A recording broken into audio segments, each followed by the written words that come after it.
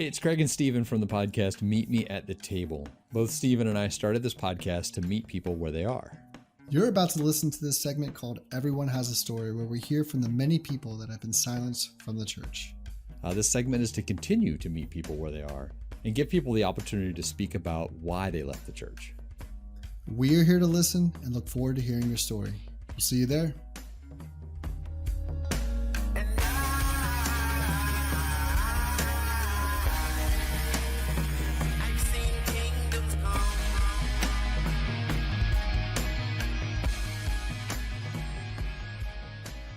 Well, hello. Thank you for joining us. This is the first one, actually, of Everyone Has a Story.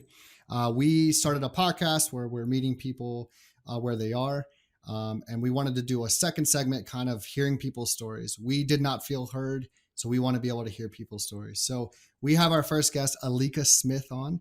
Aleka, can you tell us a little bit about yourself? Hi, my name is Aleka Smith. I am a social worker. I messed it up. It's fine. We're good. So I'm Aleka Smith. I'm a social worker. I'm a mom to a 2.5-year-old toddler, rescue mom to 5, and the wife of a physician. So that's me in a nutshell. What else? That's a lot. Yeah. Go by lots of names. Rescue means you have multiple dogs. I wish I had multiple dogs. I have 2 dogs and 3 cats. I want to. Oh, okay. So it's all encompassing rescue at that point. Oh yes. I want more, but my husband's like, no. I know that feeling. No, it's only 2 of us. So. Well, awesome. we really appreciate you coming on and talking to us. And again, like Steven said, we really want for people to be heard. Mm-hmm. So we're going to go look through a couple questions that we'll probably hit on all these, and you'll be the kind of the test person for us. But again, feel free to elaborate really on where you want to go with it. But let's start with your experience with the church. So kind of tell us about your experience, like what denomination it was, how you were involved with the church. How long did you go to that church? Mine's kind of a hodgepodge, I guess. I grew up in a Union church, Lutheran and United Church of Christ. 5th grade until graduation, went to a Mennonite school, very private. My graduating class was 5 kids. Believe me, you knew everybody. My dad was Greek Orthodox, and then went to a Methodist liberal arts college with a non-denominational church there. And then married my husband right out of college, whose father was a minister. At the time, Methodist, now Mennonite. So I've kind of been everywhere, lots of different places. And now I work for a Jewish organization. So kind of been in a lot of different places. So you were saying a Mennonites, you actually went to a Mennonite school. I did. I went to, from 5th grade till I graduated, went to a Mennonite school, 67 kids in the whole place. My dad was Greek Orthodox, and then went to a Methodist liberal arts college, and then married my husband right out of college, whose father is a minister. So now I work for a Jewish organization too. So wow, the whole gamut. Lots of different experiences. Oh, that's awesome. No, so obviously this talk is kind of about why we left the church. What was it that ultimately led you to make that difficult decision? And maybe it wasn't a difficult decision. I felt like for myself, it took a while for me to muster up the words and courage to kind of leave. But for you, what was it that made you want to leave the church? COVID. Really? For sure. And I wouldn't even say I'm fully gone out of the church. Mm-hmm. I'm just not comfortable going back until I find one that I'm comfortable at. And not saying there's a perfect church out there. There's not. But who I am now is different than who I was pre-COVID, who was also different than when I graduated with my MSW, my social work degree in 2014. Mm-hmm. And who I was then, I wouldn't even recognize now. COVID changed everything. Yeah. For me. So when you say COVID, do you mean like just the fact that people handled it differently at the church, or the disease itself, like worried about going into a place? I didn't like how many, or I still don't like how many places handled it. I mean, I'm in the same household as a physician who saw tons of COVID patients. We have tons of friends who work with COVID patients and dealt with so many lives lost. I mean, we had a friend who lost 12 patients in 2 weeks. Wow. And when you see something like that and you know these things and you live with a baby at home, she was only 6 or 7 months when COVID hit. And I work with the elderly. Oh, yeah. You learn a thing or two. And to see no precautions, to see just people acting like, not necessarily the church I was at the time, but just in general, acting like it's no big deal and you need to just keep going. And it really became a turnoff point for me because all these people who are passing away, their lives matter too, not just the souls of those in those pews. And it really just became a big turnoff. Ooh, And that's a really big statement there. I like that. I stand by that. No, that's true. I think that and again, Steve and I kind of left the same church at the same time, well, around the same time. And I stayed a little bit longer, and we, through that COVID era, we both played on the worship team. So we did some extended playing where we sent our videos in of ourselves, but I don't think they knew how to handle it. But I think you're right. I think the default should have been, let's stop. Let's take a break and reach out to people, virtually. Let's not have them in the seats, and let's not try and get people in those seats. Let's work around that. So yeah, I can definitely see where that's coming from. For sure. Yeah, and it was tough. I mean, I think with COVID, I mean, I don't think any of us knew how to handle COVID. No one does, and no one. It was something, and still is something, that we have to take seriously. And I think that is one thing that the church did not do a good job at, is they handled it completely horrible. They forgot about the people that didn't feel safe. They more cared about bringing people in because they knew that that's where they were getting their money. That's just my personal take.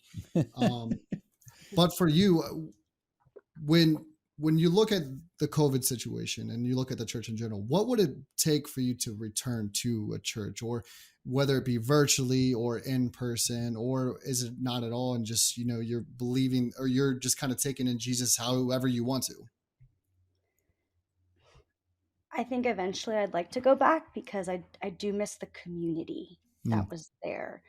Maybe not necessarily everything that happened, and we didn't always see eye to eye, and I think there was a lot of judgment.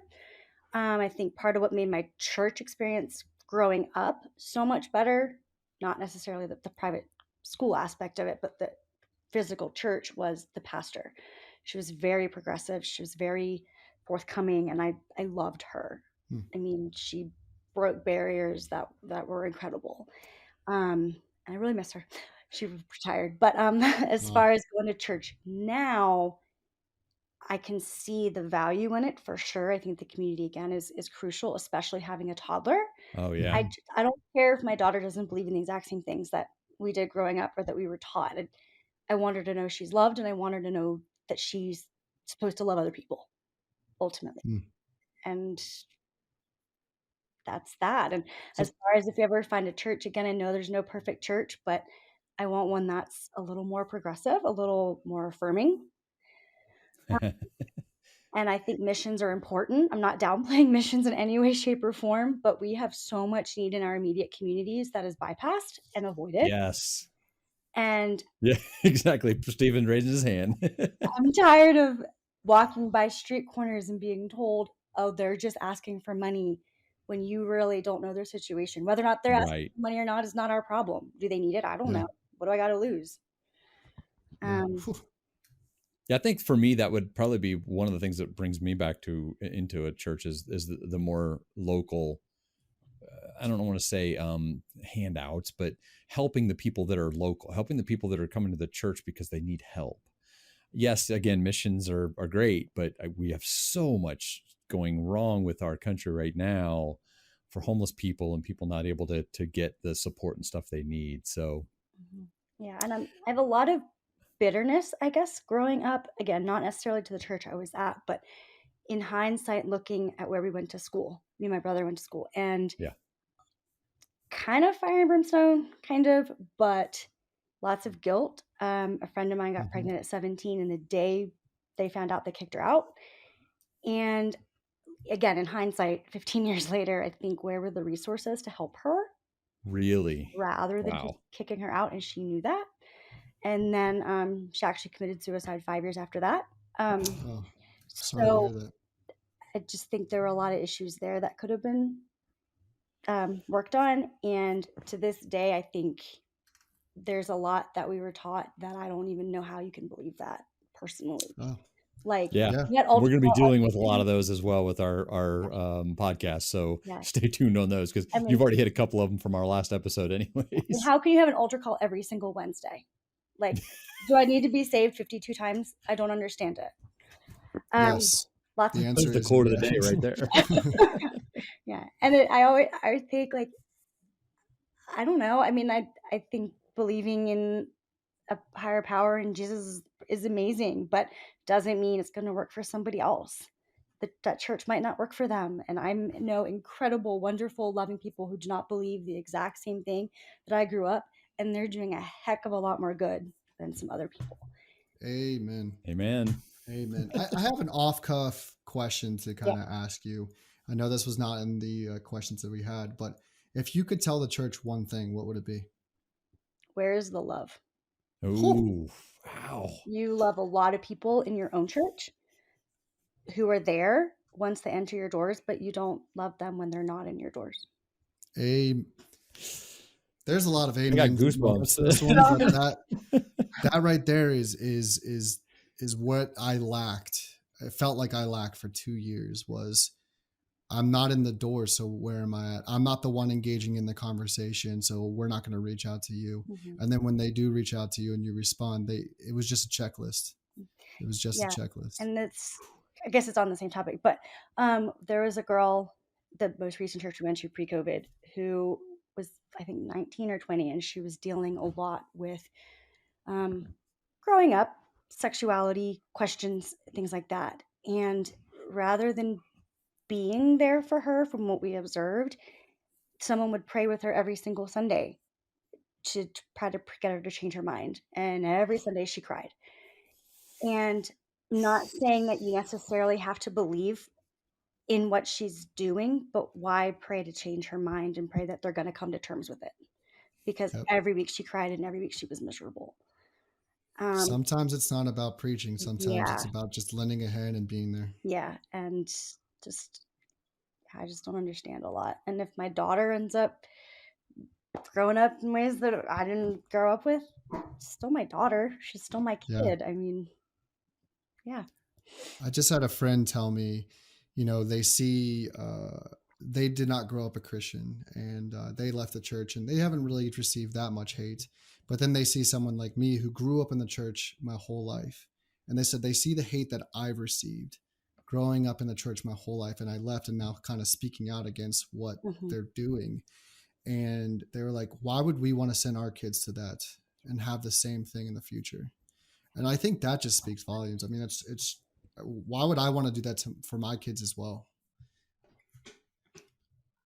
I never want it to come across like I think the church is a bad thing, because for some people that's where they do find healing. That's their space.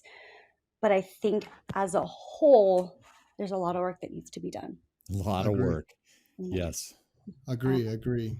So, and the guilt is so real. Like the guilt of even wanting to be honest with people that I've been questioning for 2 years is real too. Yeah. And I think that might stem from childhood, or maybe just because it's what's preached around us that we shouldn't help. Totally agree. That you hit a lot of points that just were fire. So, but thank you so much for coming on. We are doing these, going to try to do these bi-weekly with people. So if you know of anybody, or if you're listening and you hear this and want to be a part of this, please, by all means, reach out to us at our Gmail at meetmeatthetablepodcast@gmail.com. And we would love to feature you, hear your story, and just have some dialogue with you. Thank you again so much for joining, and we look forward to the next episode.